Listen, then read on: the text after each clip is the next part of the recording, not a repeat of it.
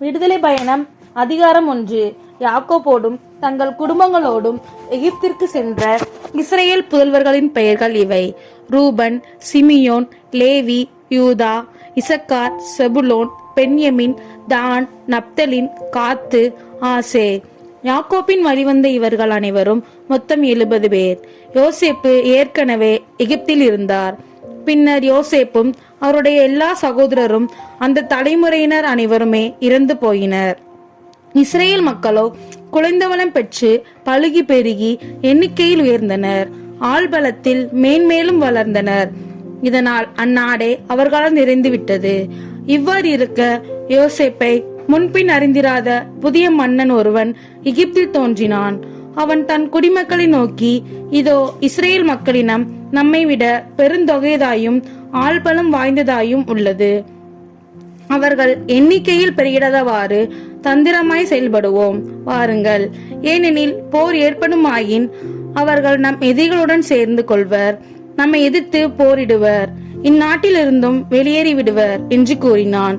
எனவே கடும் வேலையால் அவர்களை ஒடுக்குவதற்காக அடிமை வேலை வாங்கும் அதிகாரிகள் அவர்கள் மேல் நியமிக்கப்பட்டனர். பார்வோனுக்காக அவர்கள் பித்தோம், ராம்சேசு ஆகிய களஞ்சிய நகர்களை கட்டி எழுப்பினர். ஆயினும் எத்துணைக்கு எகிப்தியர் அவர்களை ஒடுக்கினார்களோ அத்துணைக்கு அவர்கள் எண்ணிக்கையில் உயர்ந்தனர், பெருகி பரவினர். இதனால் எகிப்தியர் இஸ்ரேல் மக்களை கண்டு அச்சமுற்றனர். எகிப்தியர் இஸ்ரேல் மக்களை கொடுமைப்படுத்தி வேலை வாங்கினர்.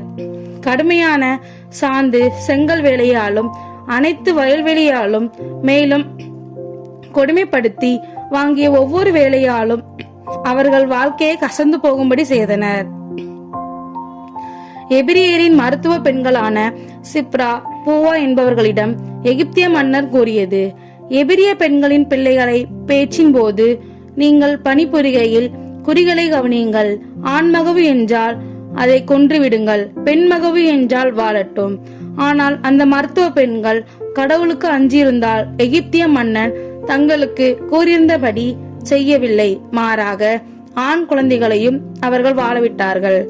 எனவே எகிப்திய மன்னன் மருத்துவ பெண்களை அழைத்து அவர்களை நோக்கி, ஏன் இப்படி செய்து ஆண் குழந்தைகளை வாழவிட்டீர்கள் என்று கேட்டான். அதற்கு மருத்துவ பெண்கள் பார்வோனை நோக்கி, எகிப்திய பெண்களை போன்ற எபிரேய பெண்கள், ஏனெனில் அவர்கள் வல்லமை கொண்டவர்கள், மருத்துவ பெண் வரும் முன்னரே அவர்களுக்கு பிள்ளை பேறு ஆகிவிடுகிறது என்று காரணம் கூறினர்.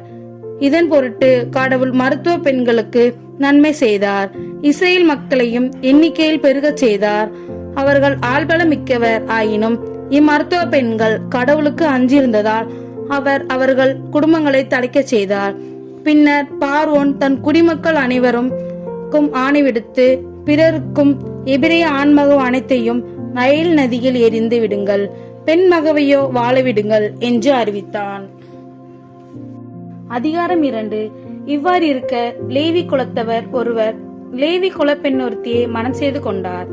அவள் கருவுற்று ஒரு ஆண்மகவை ஈன்றெடுத்தாள். அது அழகாயிருந்தது என்று கண்டாள். 3 மாதங்களாக அதனை மறைத்து வைத்திருந்தாள். இதற்கு மேல் அதனை மறைத்து வைக்க இயலாததால் அதனுக்காக கோரை பொல்லால் பேழை ஒன்று செய்து அதன் மீது நிலக்கீழ் கீழ் இவற்றை பூசினாள். குழந்தையை அதனுள் வைத்து நைல் நதி கரையில் உள்ள நாணால் கழுகளுக்கிடையே வைத்து வைத்தாள்.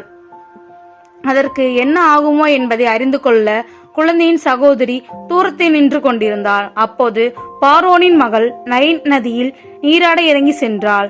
அவள் தோழியரோ நைல் நதிக்கரையில் உலாவிக் கொண்டிருந்தனர். அவள் நாணலிலேயே பேழையை கண்டு தன் தோழி ஒருத்தியை அனுப்பி அதை எடுத்தாள்.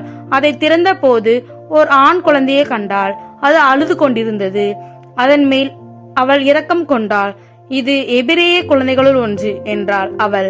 உடனே குழந்தையின் சகோதரி பார்வோனின் மகளை நோக்கி, உமக்கு பதிலாக பாலூட்டி இக்குழந்தையை வளர்க்க எபிரேய செவிலி ஒருத்தியை நான் சென்று அழைத்து வரட்டுமா என்று கேட்டாள்.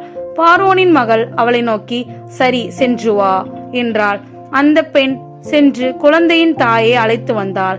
பார்வோனின் மகள் அவளை நோக்கி, இந்த குழந்தையை நீ எடுத்துச் செல், எனக்கு பதிலாக நீ பாலூட்டி அதனை வளர்த்திடு, உனக்கு கூலி கொடுப்பேன் என்றார்.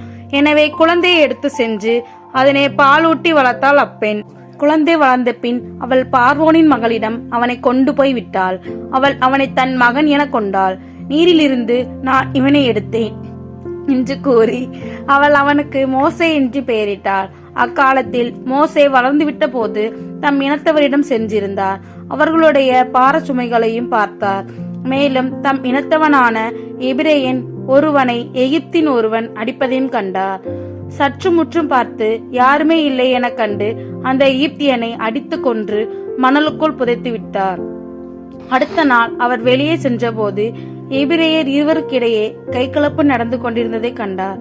குற்றவாளியை நோக்கி, உன் இனத்தவனை ஏன் அடிக்கிறார் என்று கேட்டார்.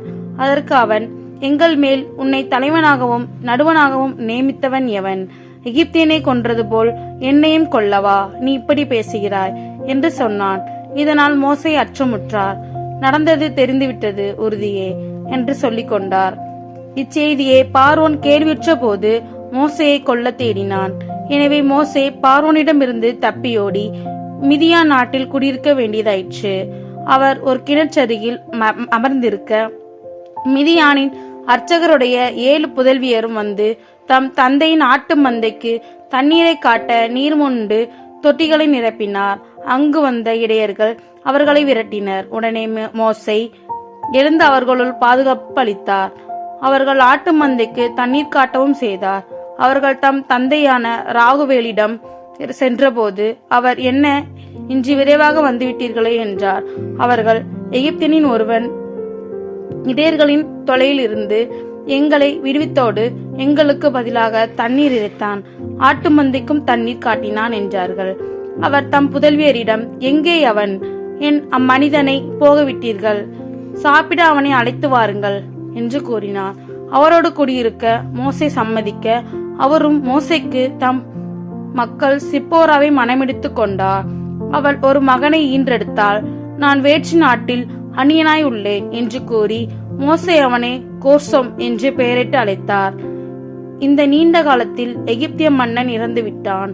இஸ்ரேல் மக்களோ அடிமைத்தனத்தால் அழுது புலம்பினர். அடிமைத்தனத்தால் ஏற்பட்ட அவர்களது முறையீடு கடவுளை நோக்கி எழும்பிற்று. அவர்களது புலம்பலை கடவுள் கேட்டார். ஆபிரகாமுடனும் ஈசாக்குடனும் யாக்கோப்புடனும் தாம் செய்திருந்த உடன்படிக்கையை நினைவு கூர்ந்தார். கடவுள் இஸ்ரேல் மக்களை கண்ணோக்கினார். அவர்